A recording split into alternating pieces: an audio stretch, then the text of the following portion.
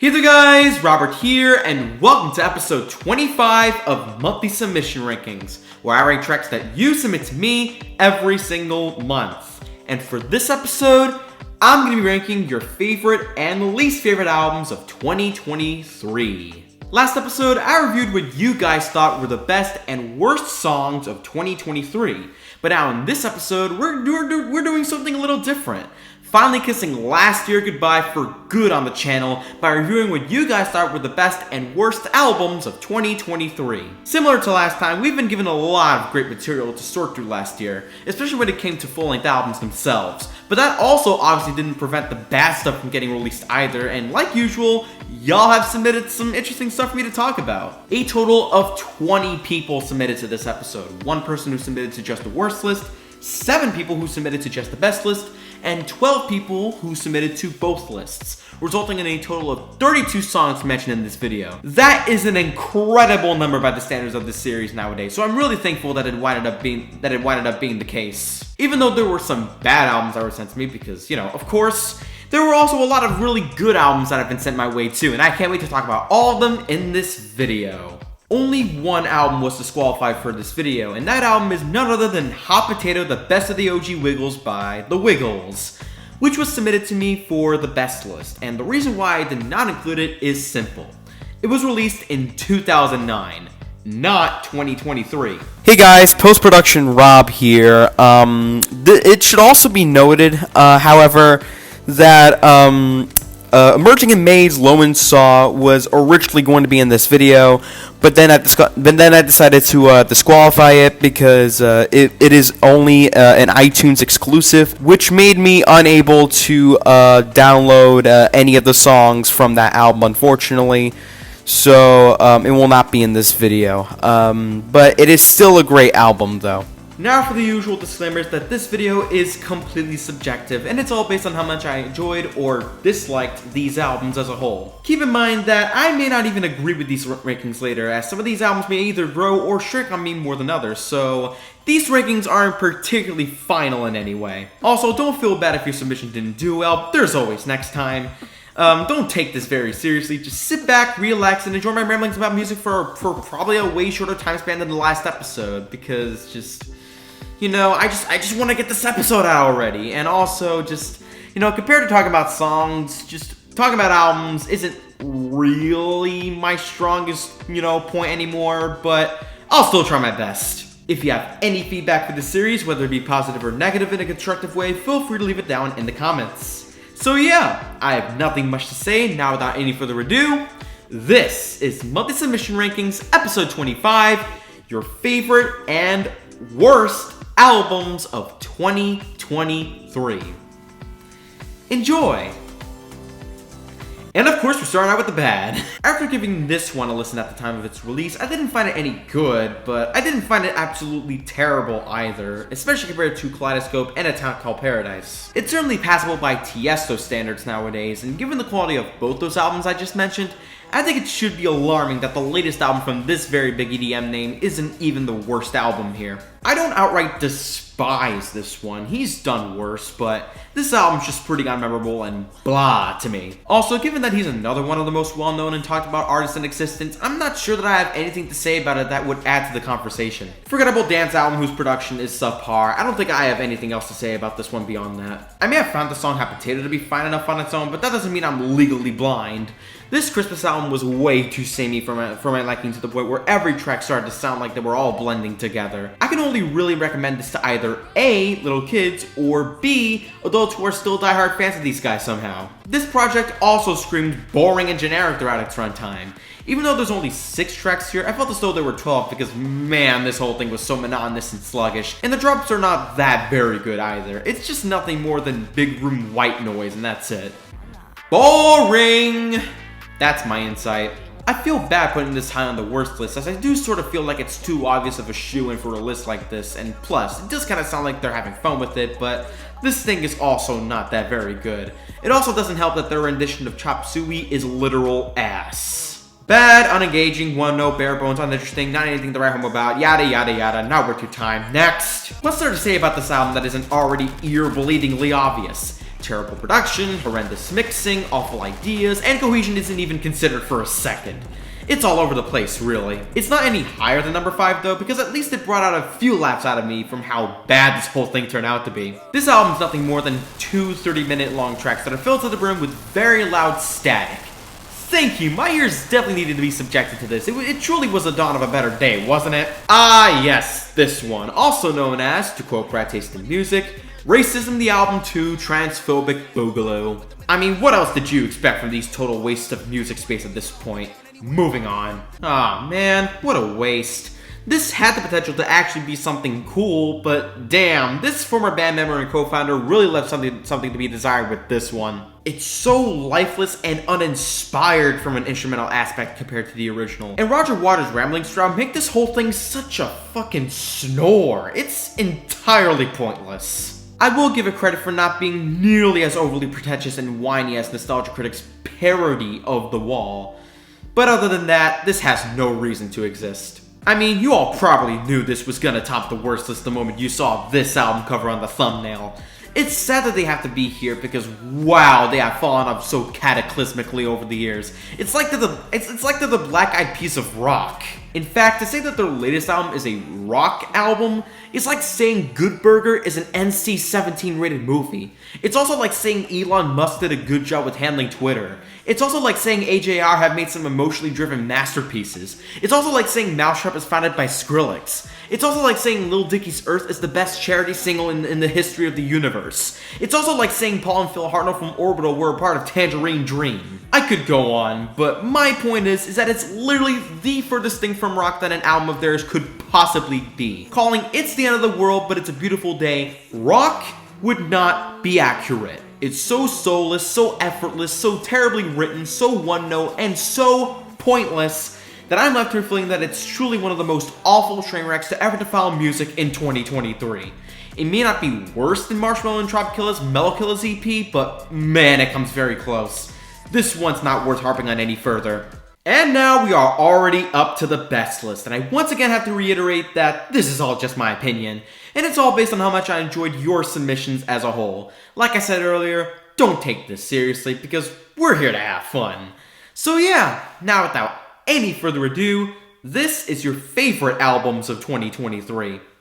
Enjoy! Number 18, Metallica, 72 Seasons. It's unfortunate that I have to start the ring off with the man behind Master of Puppets, but this is pretty mid coming from Metallica. While the mixing on this thing isn't inherently bad or anything, especially in comparison to, say, Anger, it is very inconsistent, and there isn't really a whole lot I can latch onto aside from a few standouts here and there. As for actual highlights, Inamoratus is a solid enough closer, I guess. Lucy Turna is pretty good, the Tower Track and Too Far Gone are alright, but that's it for positives.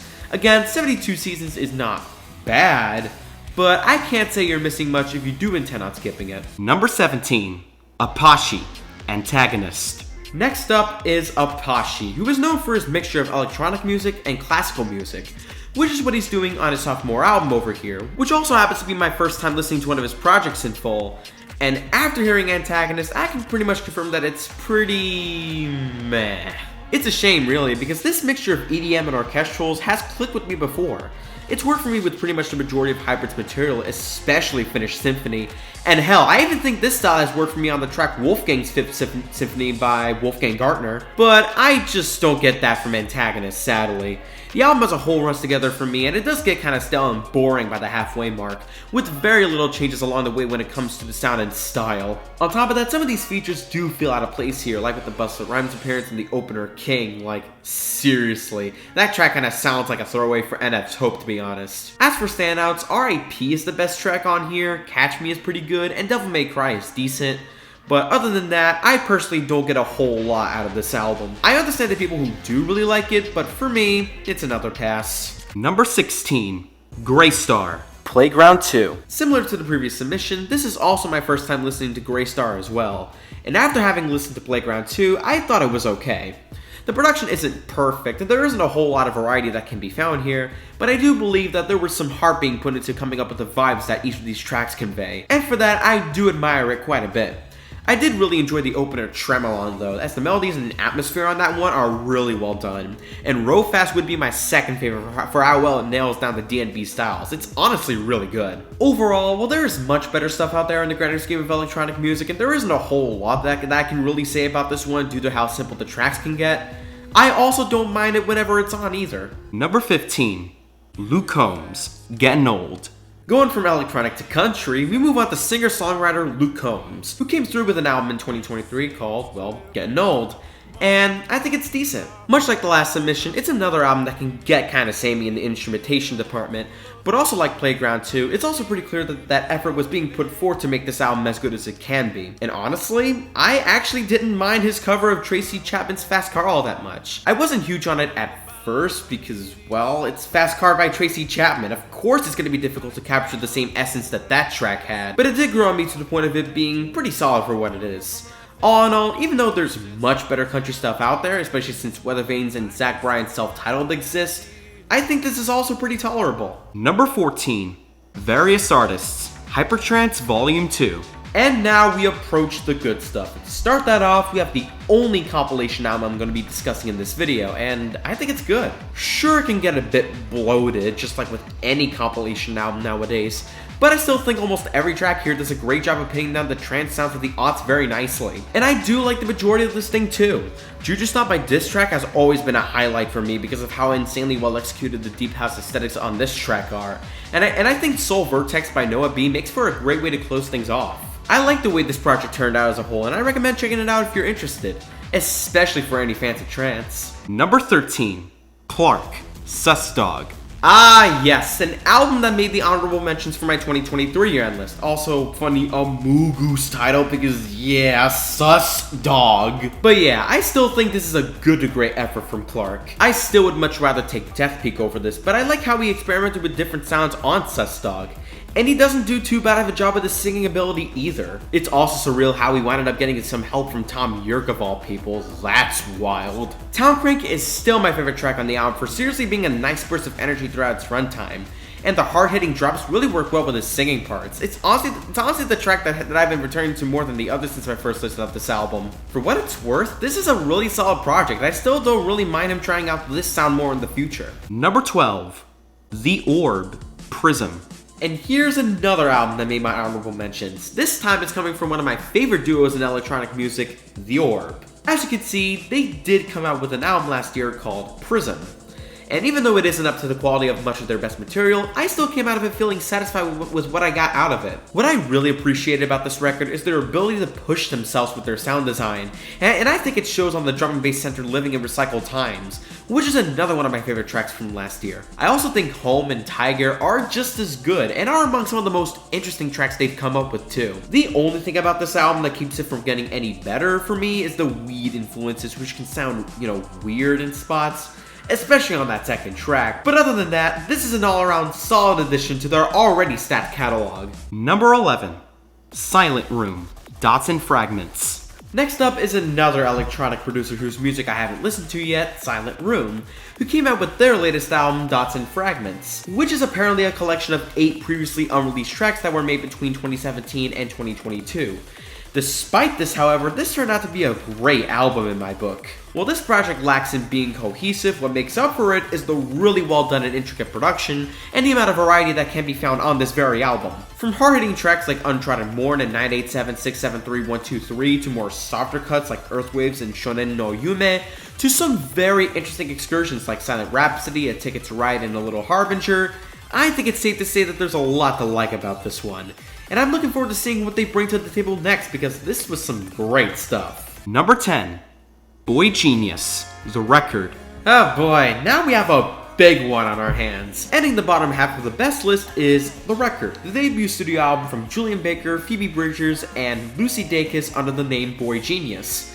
And honestly, I think it lives up to the hype that it has gotten even almost a year later. The instrumentation on average is spot on, and the songwriting is also pretty strong too. Not Strong Enough, in particular, ironically enough, is probably the most resident song on the bunch for its lyrics about self-hatred. And I think it's cool how they use Sheryl Crow's song Strong Enough as inspiration for one line in the chorus, "Not strong enough to be your man." Nothing much to say about this one, other than this is also a pretty great record, and I can once again see why it has gotten the acclaim that it has gotten. Number 9. Orbital, Optical Delusion. And now we're halfway through the ranking already, starting with albums that straight up made my 2023 year-end list, with this album not being an exception. Both Paul and Phil Hartnell did not work on a single track together on this album, and yet they still managed to come through with a quality record with great production, all-around neat mixing, and neat vocal and production features. Dirty Rat is still the best track in my opinion for not only being memorable and catchy, but also for that really great Sleaford Mods feature too. Like seriously, these two came through with a ton of personality on this one. I also really enjoyed the track Requiem for the Pre-Apocalypse for how reminiscent it is of that one track they did called Times Fly, specifically the fast version, and I just love how they kind of emulated that track's sound on this track as well. I will also admit that Ring-a-Ring of the Old Pandemic Folk song actually did grow on me a bit, even if it's still probably my least favorite track here. But other than that, this is a surprisingly great return from these guys that proves that they could still come up with some dang good songs. I mean, what more could I ask from them at this point? Number 8. BT, The Secret Language of Trees. Ah yes, BT, Brian Trance, one of my favorite solo artists of all time, who was responsible for making albums like This Binary Universe, These Hopeful Machines, If the Stars Were Eternal, and many others that showcase the best of what electronic music has to offer. But here we have his latest album, The Secret Language of Trees, which is not only his first ever album to be released on the Monster Cat record label, but it's also an immediate return to form for the man, as he goes back to his IDM and downtempo styles. And as such, I really enjoyed it. While it may not be better than any of the albums released in the TPU series, as I do feel like it's a bit of a rehash of the sounds of those albums, it does have the passion and crazy good sound design that more or less make up for it. Deepfake is my favorite track because, well, I'm a bit of a sucker for some good minimal house, what else can I say? Although Embers is also another one of his best tracks as well, and I genuinely think this should have been the closing track, as it definitely has those Good Morning Kaya vibes too. Great stuff though, do go check it out when you get the chance. Number 7. Aman, Night Owl. And now we're moving on to albums that I haven't listened to in 2023, but would add to the year-end list in retrospect had I heard them. And man, this one is groovy. As my first exposure to Aman's music, this one ended up being a strong first impression of what he had to offer. A primarily house and downtempo record with aesthetics that seem to lean more on the 80s side of things, don't quote me on this.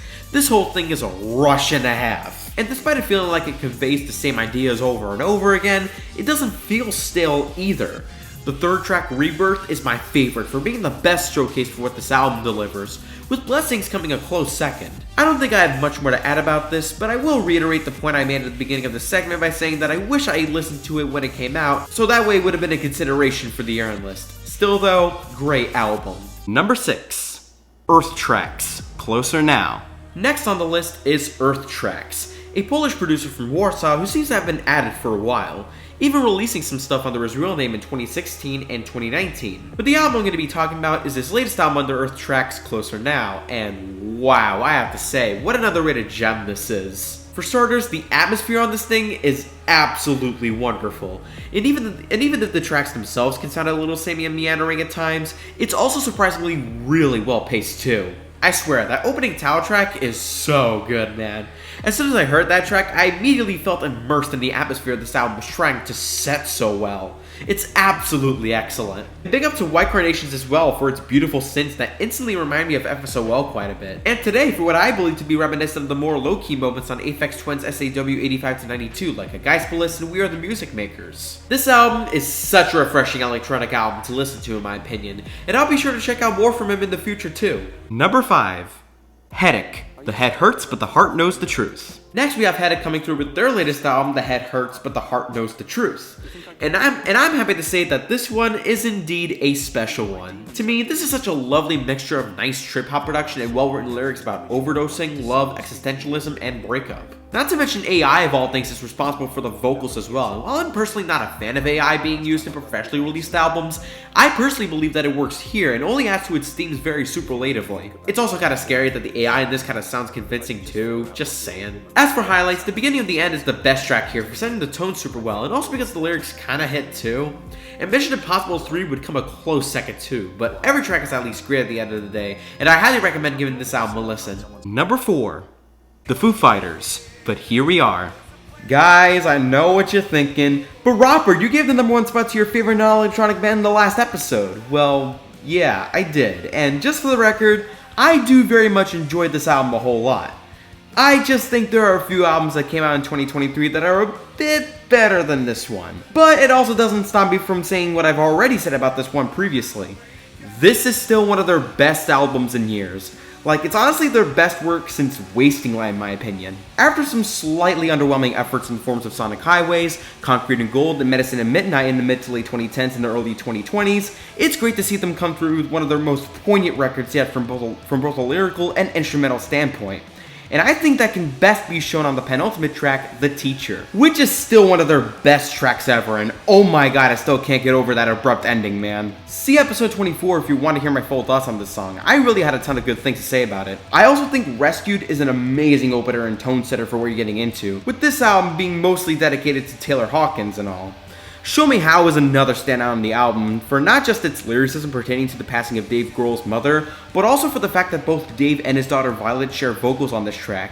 And given the subject matter, I personally find it to be pretty damn wholesome as all hell. One more track I want to mention is Rest, which honestly makes for a great closer on this project, with very heartbreaking lyrics as well as a brilliant instrumental backbone that has a nice balance between abrasiveness and softness to boot. Wow, even on a half-assed script like this, I still wind up finding ways to say a lot of things about this particular album.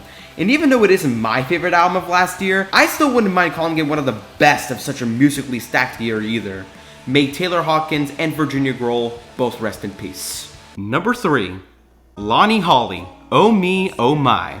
Man, talking about an album that I should have given the time of day to when it came out, holy shit. Kicking off the podium picks is 74-year-old musician and art educator Lonnie Holly, who only got into a professional career in music later on in his life, releasing his debut album in 2012 when he was only in his early 60s. But of course, we're only going to be paying attention to his latest album, Oh Me, Oh My, which seems to be his most critically well-received work to date. And honestly, I can't say that this is not easy to see why, that's for sure. No words can describe my enjoyment of this thing from my first listen of this thing back when it was sent to me for this episode a month ago. First of all, the production and variety on this thing is fantastic, as it has that perfect balance between the minimal and drawn-out cuts and the more groovy and accessible leaning cuts that I absolutely love.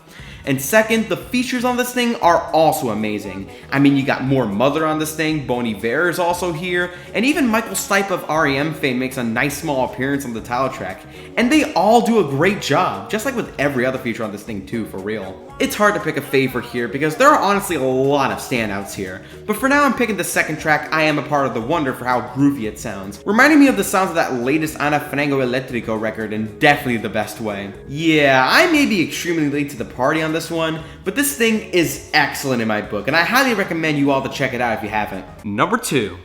Lana Del Rey, Did You Know That There's a Tunnel Under Ocean Boulevard? Getting the silver medal in this ranking is another one of the big ones, Lana Del Rey's most recent album, and yeah, surprise surprise, this is yet another album where I absolutely agree with the hype. Norman freaking Rockwell may have been probably Lana's highest point in their studio album discography for a bit up until this point, but wow, Ocean Boulevard somehow managed to surpass even that album on almost every front. Featuring a great deal of wonderful guest appearances as well as beautiful and luxurious instrumentation to back itself up. On top of all that, this album doesn't feel the slightest bit like it's actively tedious, even at 16 tracks that go on for at least 3.5 minutes. It's very well paced, really. I'd be a fool not to call A&W my favorite on the album though, as it does a great job with utilizing its daring 7-minute length very well.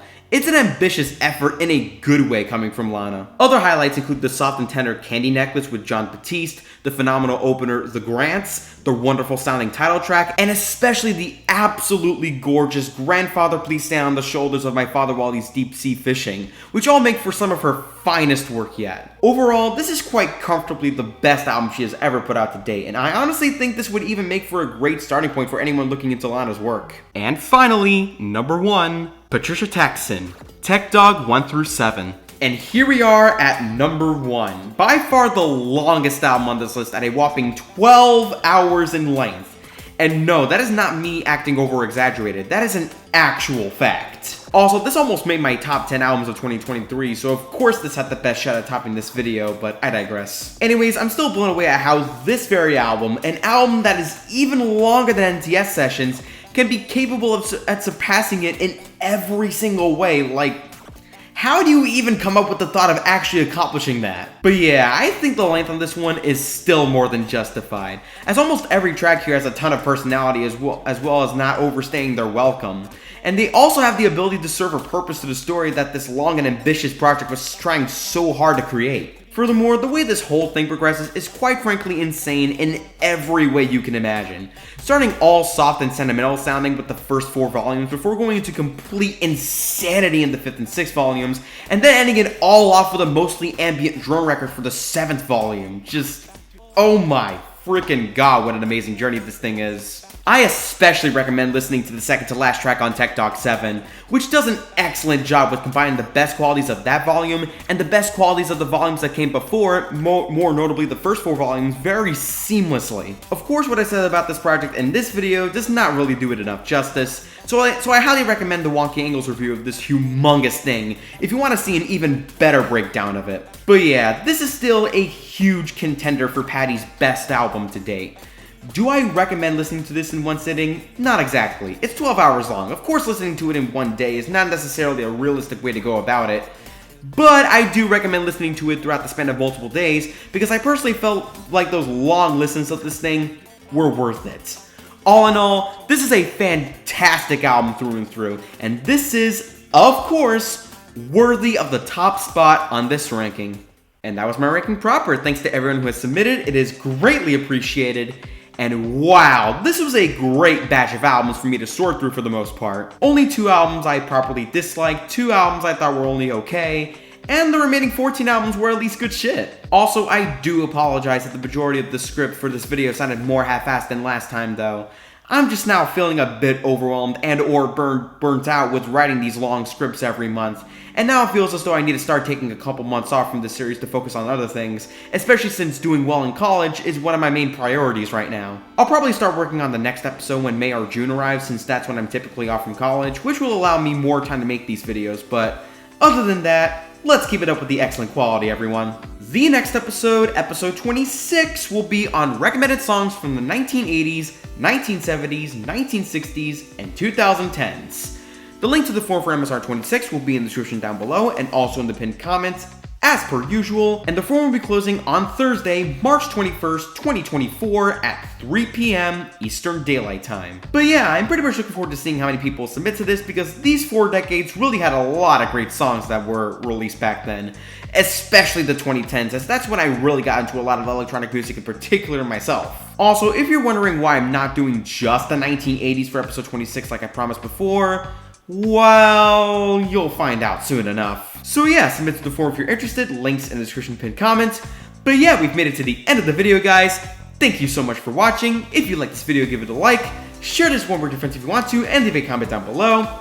And as always, don't forget to subscribe as we're on the road to 9,000 subscribers.